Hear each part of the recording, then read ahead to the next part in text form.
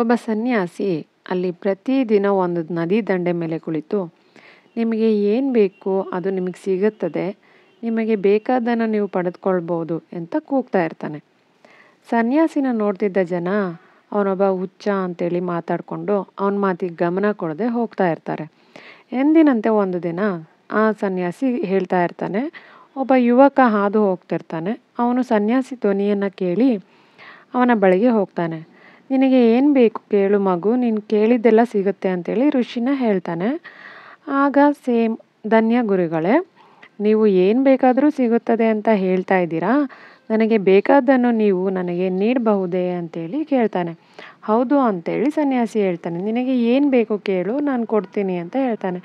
ಯುವಕ ಹೇಳ್ತಾನೆ, ನಾನು ತುಂಬ ಶ್ರೀಮಂತ ವ್ಯಕ್ತಿ ಆಗಬೇಕು ಎಂಬ ಒಂದೇ ಒಂದು ಆಸೆ ಇದೆ ನನಗೆ ಅಂತೇಳಿ ಹೇಳ್ತಾನೆ. ನಾನು ವಜ್ರಗಳ ಮುತ್ತುಗಳ ದೊಡ್ಡ ವ್ಯಾಪಾರಿಯಾಗಲು ಬಯಸ್ತಿದ್ದೇನೆ ಗುರುಗಳೇ, ಸನ್ಯಾಸಿಗಳೇ ಅಂತ ಹೇಳಿದಾಗ ಯುವಕನ ಉತ್ಸಾಹ ನೋಡಿ ಋಷಿಗೆ ಖುಷಿಯಾಗತ್ತೆ. ಹೇಳ್ತಾನೆ, ಖಂಡಿತ ನಿನ್ನ ಆಸೆ ಈಡೇರುತ್ತದೆ ಅಂತ ಹೇಳ್ತಾನೆ. ನಾನು ನಿನಗೆ ವಜ್ರ ಮತ್ತು ಮುತ್ತುಗಳನ್ನು ಕೊಡುತ್ತೇನೆ, ಅದರಿಂದ ನೀನು ಹೆಚ್ಚು ಮುತ್ತುಗಳನ್ನು ಮತ್ತು ವಜ್ರಗಳನ್ನು ತಯಾರಿಸಬಹುದು ಅಂತೇಳಿ ಹೇಳ್ತಾನೆ ಸನ್ಯಾಸಿ. ನಂತರ ಋಷಿಯ ಆ ಯುವಕನ ಅಂಗೈ ಮೇಲೆ ತನ್ನ ಅಂಗೈಯನ್ನು ಇಟ್ಟು ಹೇಳ್ತಾನೆ, ಮಗನೇ, ನಾನು ನಿನಗೆ ಜಗತ್ತಿನಲ್ಲೇ ಅತ್ಯಮೂಲ್ಯವಾದ ವಜ್ರವನ್ನು ಕೊಡುತ್ತಿದ್ದೇನೆ. ಜನರು ಅದನ್ನು ಸಮಯ ಅಂತೇಳಿ ಕರೀತಾರೆ. ನಿನ್ನ ಜೀವನದಲ್ಲಿ ಅದನ್ನು ದೃಢವಾಗಿ ಹಿಡಿದುಕೋ ಅಂತೇಳ್ಬಿಟ್ಟು ಅವನ ಕೈ ಮೇಲೆ ಇಡ್ತಾನೆ. ಮತ್ತು ಅದನ್ನು ಎಂದಿಗೂ ಕಳೆದುಕೊಳ್ಳಬೇಡ, ನೀನು ಇದರಿಂದ ಎಷ್ಟು ವಜ್ರಗಳನ್ನಾದರೂ ಮಾಡಬಹುದು ಅಂತೇಳಿ ಹೇಳ್ತಾನೆ. ಯುವಕ ಸ್ವಲ್ಪ ಯೋಚಿಸ್ತಾನೆ. ಆಗ ಸನ್ಯಾಸಿ ತನ್ನ ಇನ್ನೊಂದು ಅಂಗೈಯನ್ನು ಅವನ ಮೇಲೆ, ಆ ಹುಡುಗನ ಕೈಯ ಮೇಲೆ ಇಟ್ಟು, ಮಗ, ಇದು ವಿಶ್ವದ 2ನೇ ಅತ್ಯಂತ ಅಮೂಲ್ಯ ಮುತ್ತು, ತೆಗೆದುಕೋ, ನೀನು ಕೇಳಿದ್ಯಲ್ಲ ಅದು ಅಂತೇಳಿ ಕೊಡ್ತಾನೆ. ಜನರು ಇದನ್ನು ತಾಳ್ಮೆ ಅಂತೇಳಿ ಕರೀತಾರೆ.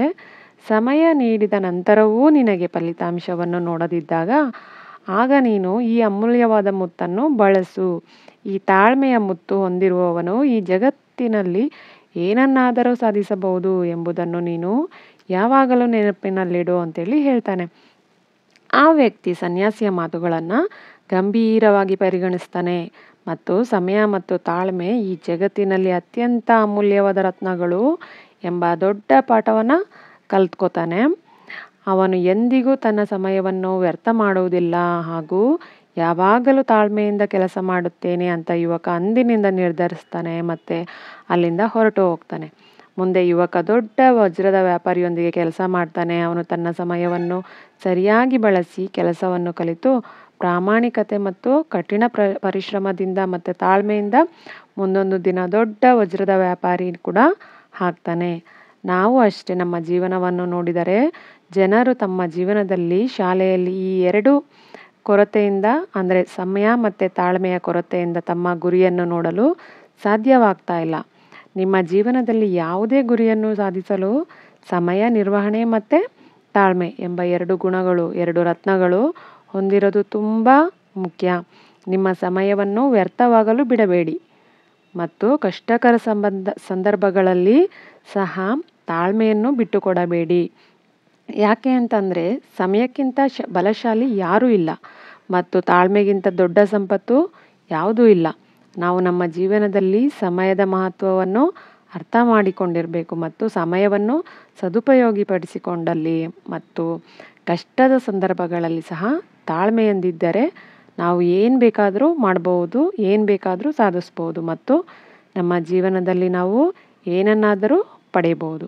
ಆದ್ದರಿಂದ ನೀವು ಯಾವಾಗಲೂ ಈ 2 ಅಮೂಲ್ಯವಾದ ಸಮಯ ಮತ್ತು ತಾಳ್ಮೆಯನ್ನು ಹೊಂದಿರಲೇಬೇಕು ಮತ್ತು ನಿಮಗೆ ಬೇಕಾದ್ದನ್ನು ನೀವು ಪಡಿಬಹುದು.